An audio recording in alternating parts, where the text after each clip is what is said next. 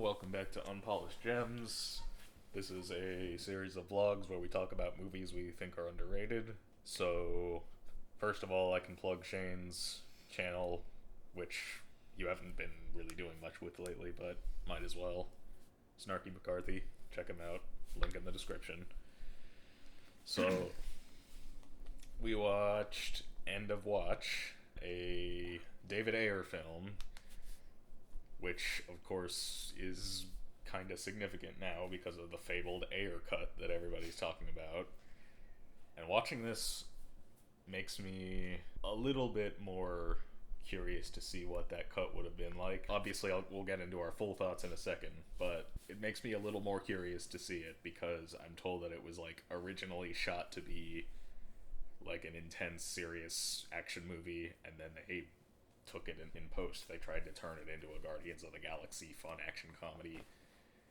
And this, if anything, proves David Ayer can make an intense, serious thriller. Though it does bring into question regarding his choices with his collaborations with Jason Statham lately. Nothing wrong with that, it's just peculiar. What did you think? I'm curious. So I would say, overall, at least for first impressions, I liked it. I don't have much experience with David Ayer. Before this, like the only thing I'd seen from his directorial work was Fury and the ill-fated Suicide Squad theatrical cut. Didn't see the extended cut. And as for the Ayer cut, after the sugar went with the Snyder situation and that cult, I don't have much interest. And honestly, I really just want to be done with the DCEU and officially, cherish James Gunn's upcoming work with Superman and so on. And when it comes to Ayer's work as a writer, I think the only thing I'm familiar with is Training Day, which is directed by Antoine Fuqua. Mm-hmm. The best way to describe Ayer, at least for me, is kind of like, I know I haven't seen all of his work, but especially considering the reception of some of his other stuff that I've yet to see, he almost, for me, kind of fits into a categorization that I've also put David Gordon Green and M. Night Shyamalan into, which is kind of like frustratingly inconsistent. Mm-hmm. That's a good way of putting it. I've also only seen this Fury and Suicide Squad. And yeah, you're right. Like, some of his other stuff, even though I haven't seen it, I know that the reception hasn't always been great. But at the very least, I'm not, super optimistic about how good the Ayer cut would actually be. But rewatching this does make me a little bit more curious. Because, obviously I've seen this before, because I'm the one who recommended it for the show. But last time I saw it, obviously, was before the existence of this mythical cut was revealed. So I guess now it's kind of been put in a new context, I guess. I don't know. Yeah, I liked it. If anything, I probably liked this even more the second time around. So to describe it, it's a found footage movie, kind of. It's a partial found footage movie. There were parts where I don't think they were supposed to be from an actual in-universe camera, because there were parts where, there were no cameras in the scene and nobody could have been filming, really. So I think it was supposed to be we're cutting back and forth between the found footage and just, regular filmed footage. The thing about that is, though, I think that it actually works in a weird kind of way, because the stuff that isn't supposed to be found footage kind of matches. I looked it up on IMDb out of curiosity while we were watching, and it looks as though most of the not found footage stuff was shot on DSLRs, because this was the early 2010s and the whole DSLR boom was happening. They fit well together, they don't clash, but at the same time you can still tell them apart, if that makes sense. To believe it or not, actually, until just now, I've never heard this claim of found footage, but one thing I have heard is documentary-esque, and it seems like they employ different kinds of styles that involve the use of almost found footage, but also a lot of this amateurish handheld camera work, and also that kind of also applies to an extent with these in-universe cameras and camcorders that are occasionally spotted in specific shots. So Jake Gyllenhaal and Michael Pena are cops, and they police South Central, so there's all kinds of gangs and drugs and whatnot. And Jake Gyllenhaal's character is studying pre-law, I think they said, but as an elective he took a filmmaking class, and he is documenting a day in the life, or days, plural, in the life of a cop as part of that class, which is an interesting framing device. Definitely creative. It also offers a nice perspective switch up, and especially in this regard, at least to an extent, I think can help lend to some level of a grittiness and authenticity that other examples of the cop genre, including ones like even Training Day, don't quite fully match. Again, my experience with David Ayer is limited, but based on the little I do know, this is like the most, I guess you could say, formally experimental out of them.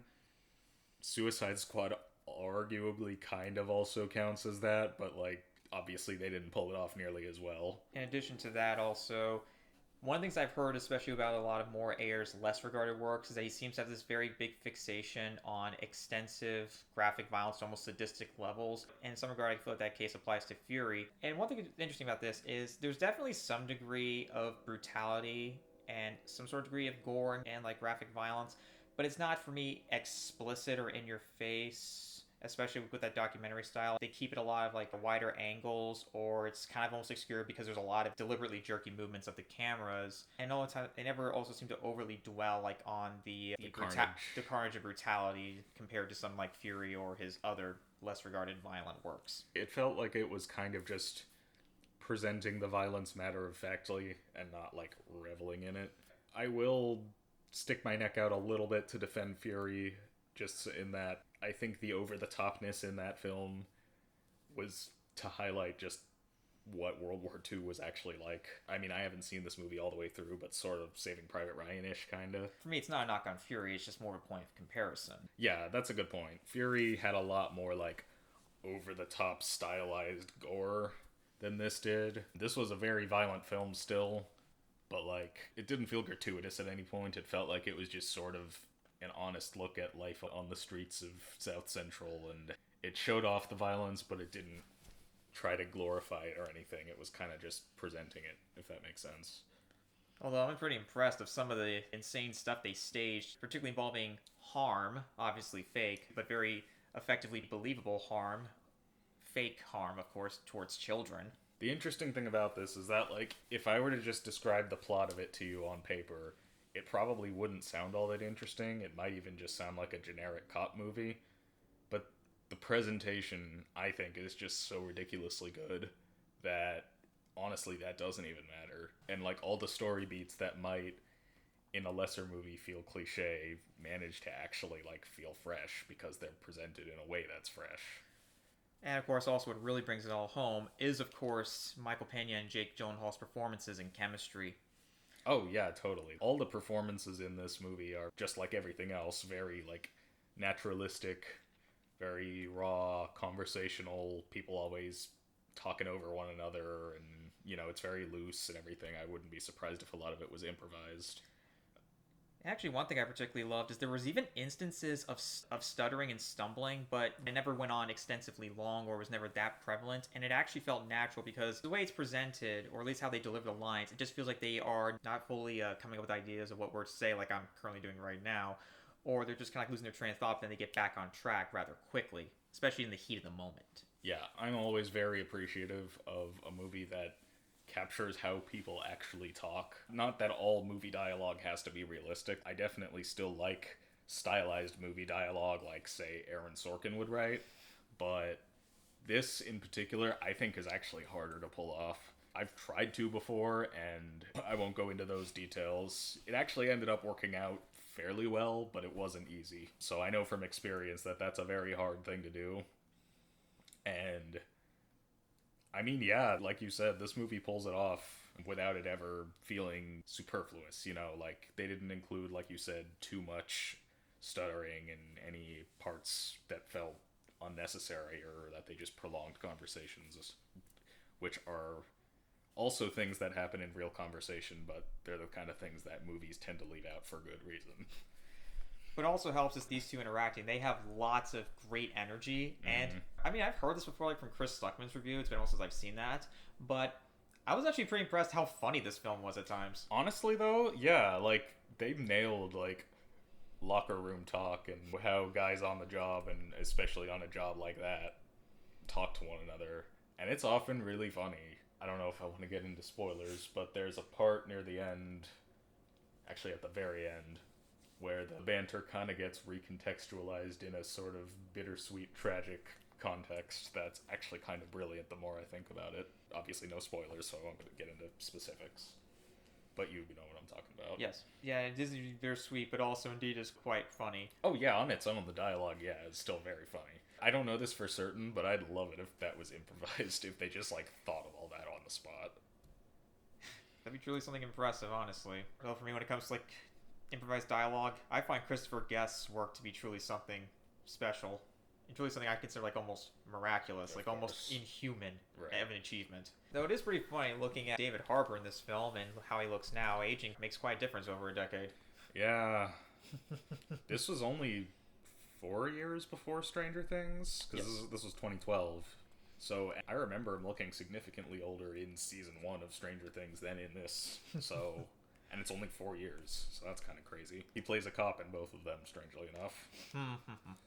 When it comes to the filmmaking approach style, I will admit sometimes like this switch between in-universe cameras and like phantom cameramans, I guess is like Matthew Buck would call like these camera people that appear out of nowhere in bad found footage movies. Sometimes occasionally got on my nerves. It wasn't the death knell or anything, but I could definitely see it being annoying for some, or even like a major detriment to the film itself. Are you like this sort of documentary or a narrative film? I'm actually going to disagree there, because I don't think this was meant to be a full-blown found footage film. I think that this was like one part traditional narrative and one part found footage. So, like, it was cutting back and forth between both. So, like, the phantom cameramen weren't meant to be there in the first place, unlike in, you know, your average bad found footage horror movie. And I think that that probably was a very conscious choice on the part of the filmmakers, just because, like, a lot of the time in found footage movies, a typical complaint is, why are they still filming this? And in a lot of ways, like, given some of the very dire situations they get into in this, you know, a lot of the time it would not have made sense for Jake Gyllenhaal to have his camcorder out, you know? Like, if you're in the middle of a gunfight, you know? There isn't much heavy on the action side, but there is a climactic shootout. I'm not going to get too much into context, but that was a very well effective and very intense sequence. Yeah, the shootout sequences, there aren't too terribly many of them, but, like, yeah, they're well done. This is, like, in that vein of 2000s and early 2010s action and thriller type movies where, you know, it's grounded and gritty and morally gray, and the cinematography is all or significantly handheld. And of course, that type of filmmaking has kind of a bad reputation because of some of the really bad examples of it, like the Taken sequels or like Alex Cross or whatever. This one not only does it well, it feels like it's sort of being repurposed almost. Like, it's being done in such a unique way, because, like, even the parts that aren't found footage were shot on digital, which was still relatively novel at the time. It was kind of a, you know, early 2010s was kind of a transitional period with film and digital, whereas a lot of those types of movies were shot on film because in many people's minds that's like the only way to look gritty, which it's not. No, nothing against shooting on film. Absolutely in support of that. Just saying it's not the only way to look gritty and realistic. I think what also helps, especially with that cam, because with a lot of those bad examples of like shaky cam or like fast erratic editing styles with those specific films, Alex Cross and Taken sequels and so on, it just comes off more as like an excuse to hide bad stunt work or poor coordination or staging. Here, on the other hand, especially during that specific shootout, it actually adds to this level of tension and disorientation that comes with this specific sequence, because the geography is made specifically clear, but of course there's erratic camera movements to help add this level of tension, and of course just like this feeling of no clear understanding of like if indeed like up is up or and so on. Yeah, it's not doing it purposefully in order to obscure bad action. It has a greater purpose than that. It's doing it to enhance the sense of chaos, but you can still tell what's going on, you know? And also, interestingly enough, it's kind of also there to match with the found footage stuff, because obviously that stuff's also all or mostly handheld. And also, Cinematic X-Men already made this insult regarding how in Chronicle there's like a scene involving a dash cam footage for a police car that isn't framed properly. This one, on the other hand, does. And I can even back that up, because that's how it's looked on my dash cams on my car. Mm-hmm. It also helps, especially with like this like a documentary style, is the imperfections within the footage and the audio are actually present for once. But also, I think it kind of always adds to like this gritty, like handheld amateur charm to it. Yeah, like I really do like it when flaws, quote unquote, in a film or in any piece of artwork at all, really, are kind of there on purpose as stylistic choices, like to be used to the advantage of the film or whatever it happens to be. There are jump cuts all throughout the movie. There are times when you, like, can't see an actor's face. Like we talked about earlier, there are parts where, like, the actors talk over each other and you can't really tell what anybody's saying. But it all feels like it serves a purpose. It wasn't just amateurish because they didn't know what they were doing, you know? It contextually fits the framing device and, of course, the big setup behind why stuff's being recorded as it is. Yeah. I think that in a lot of ways this is a movie that's very of its time. Not in a bad way, just kind of is. Like, just sort of in terms of, like, for one thing, filmmaking trends. We already talked about how the gritty handheld look was popular at this time, but even, like, beyond that, just the fact that a lot of it was shot on, like, DSLRs and GoPros. The new thing at the time, before shooting on phones became the new trend in low-budget filmmaking, it was like DSLRs were going to be the next big thing. Again, if IMDb is to be believed, it was shot on, like, a combination of, like, a Canon 7D and then, like, a 5D Mark II and then a couple others, I think, which that tracks because those were very popular prosumer level cameras at the time. I remember this was back when I was first getting into filmmaking. And he was also being honest when he was talking about this locker room talk. They do quite get vulgar and inflammatory and sometimes even dabble in stereotype jokes, but they're all very playful, and they actually got some of the biggest laughs out of me. Especially because also, let's be honest, a lot of them are probably using that humor as like a coping mechanism. That's what a lot of like these extreme professions do, or they rely on. True. And in fact, I want to go back regarding Michael Pena. Like, indeed, a lot of his like trademark, like fast talking, like humor does come through, but there is still a strong sense of pathos to the character. But I mean, of course, that also applies to Jake Gyllenhaal as well. But I guess it's kind of expected. But Pena's, of course, like especially for me, like when it comes to his mainstream, like a lot of it's most notable like for his comedic work, especially when it comes to his appearances in the MCU. But this is quite a nice indication of like showcasing that he's a good balance of both of those things. And Gyllenhaal, I mean, for me, I've always seen him as a versatile guy. Though I'll never get used to him without hair. Although I think he also had to shave his head for Jarhead by Sam Mendes. This was, I think, before Pena entered the MCU, so... I mean, he kind of still did the fast-talking thing a lot, but I don't think that's, like, the main thing he was known for just yet. Because when I think that, I mainly think Ant-Man. That didn't come out until, like, 2015 or maybe 2014. But after this, for sure. He employed that kind of, like, style with the 2011 comedy 30 Minutes or Less, which I didn't see in theaters, but I saw on TV and... used to like, not anymore. Okay. That's a different discussion. I know that movie, like, by name only. I didn't even know Pena was in it, so... It was, like, basically a glorified cameo. Yeah. One of my favorite roles of his is American Hustle, though. Have you seen that? Yeah, I know of it. It's just been so long that I can't recall it that vividly off the top of my head, his role. Why you gotta call it Operation Arab? That's racist. What do you care? You're not even a real Arab! They get him to pretend to be, like, an Arab sheik, and they're like, why'd you get a fucking Mexican to play... Are you stupid? Anyway, I fucking love that movie. Anyway. Also has had a pretty good soundtrack. Yeah, there were a handful of licensed songs in here. A couple of them I recognized. There was Fade Into You by Mazzy Star during the scene where Gyllenhaal and Anna Kendrick are intimate, which I think worked perfectly. Not only a great song in its own right, but I just think it fit the scene and the mood. And there's also a couple rap songs. I think I only actually recognized one of them, but even the ones I didn't still sounded pretty cool. I also appreciate, like, especially it's like in a way kind of like a subversion of like buddy cop stuff, because I guess this technically qualifies as a buddy cop, although it's like the most unconventional version of one I've seen to date. There's no big bad technically. I mean, you have like a gang that's made of like specific members, but I guess in some way they could be classified as the top leadership, and they just have cronies in the background doing their crap for them as well. I will definitely say the makeup team, even though this was pretty low budget, did do pretty well when it came to showcasing the brutality and the violence. And there's a mass variety of disasters they come through. And it's not just all crimes. There's even like stuff such as like a house fire, stuff that is of course dangerous, but not of course what you would call the typical police response or police situation. So there's a good variety to go through. I think if I did have to complain though, some of the CGI bullet hits and stuff looked a little fake. And in this movie that otherwise felt very real, that kind of took me out of it a little. But those were relatively few and far between. I think for the most part, the blood effects and stuff looked pretty realistic. And it's very hard to do that with CGI, especially I would imagine 13 years ago. So Although I think there are mechanisms that allow for blood splatter, but yeah, squibs, but a lot of them, if you squint, you can kind of tell they're digital, but like not to the point where it ruins it or anything. Except a couple times it does a little, but not most of the time.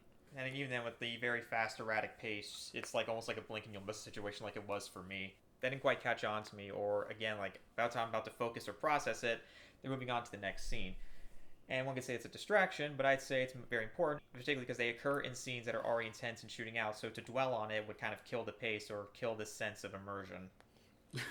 I just thought, why didn't I get math genius autism, and instead I got notices random ass details in movies autism? I will say there is one perfection that I especially found appreciative is when there's scenes when they're actually inside the handheld cam and they actually sometimes like have like they're being light, like particularly one particular moment I think involving like a disturbance or some kind of like noise complaint.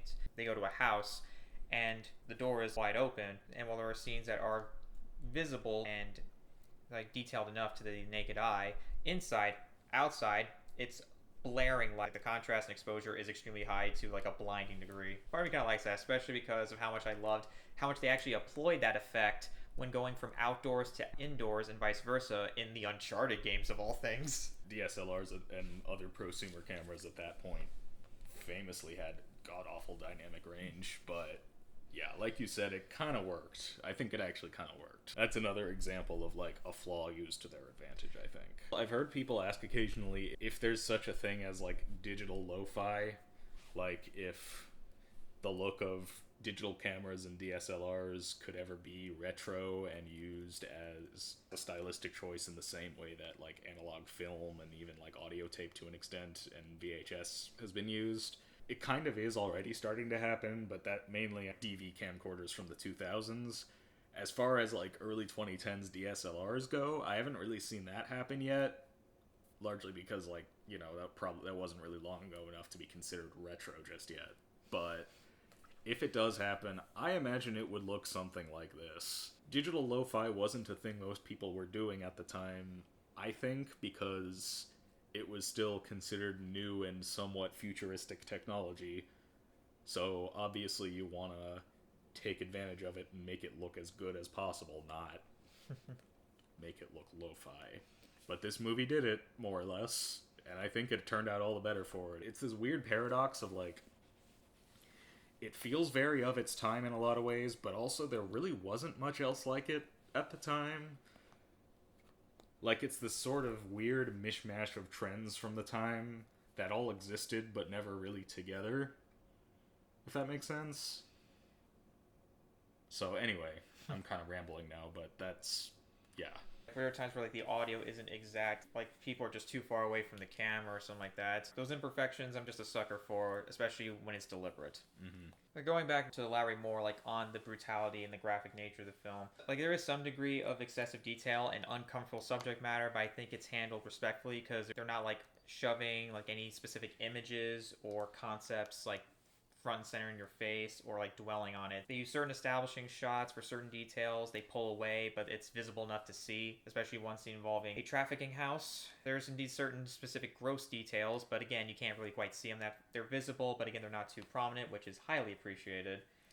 And there's still some degree of brutality, but also some tactful restraint that otherwise doesn't seem to be that present in Ayer's other work. Mm-hmm. Beneficial in this case.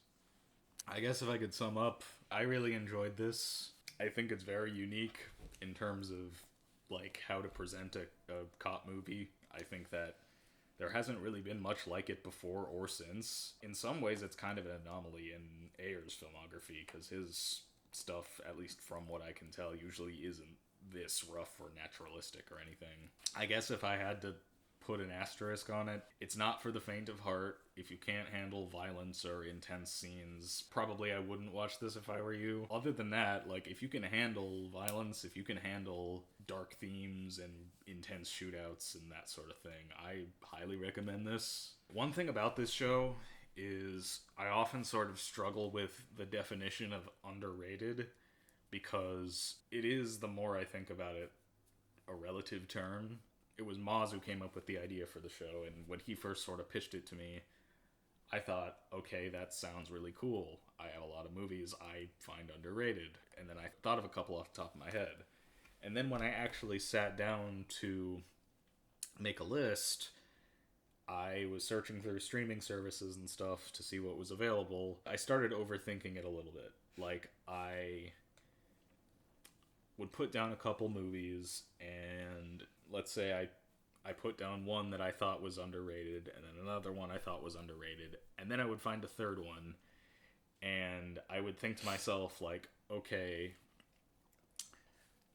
does this qualify as underrated? Because I've heard a decent amount of people talk about it, I think, but does that mean that it's well known, or is it few enough people to where it's just a cult classic? Is the cult following small enough to warrant it being called underrated?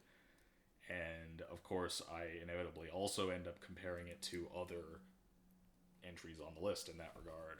So I have a feeling at some point somebody's going to comment, that movie's not underrated, everybody knows that. And I guess what I'm saying is this movie seems sort of well known, so I can understand if somebody wants to say, I don't think this movie's underrated, it's already fairly well known. But my definition of underrated is relative. Just sort of bear that in mind when it comes to us choosing movies for this series.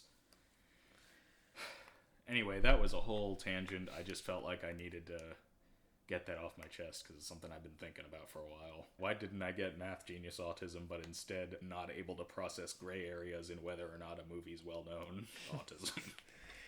As for my summarization, I used to feel like I have like this interest or obsession over watching this film for years, especially when Fury was first released.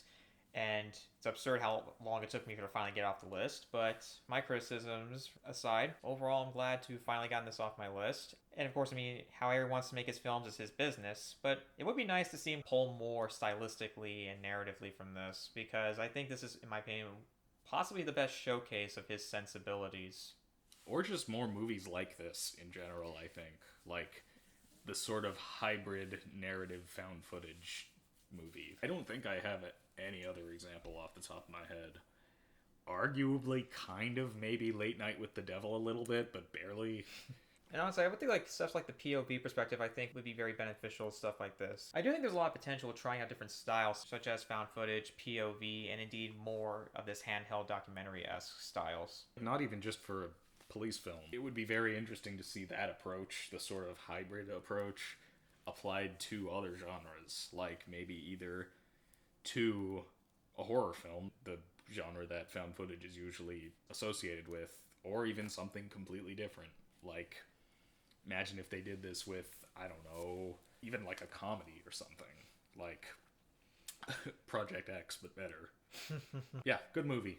Don't watch it if you're squeamish, but other than that, good movie. That's probably all we got for today. Next video is probably going to be a cartoon catastrophes.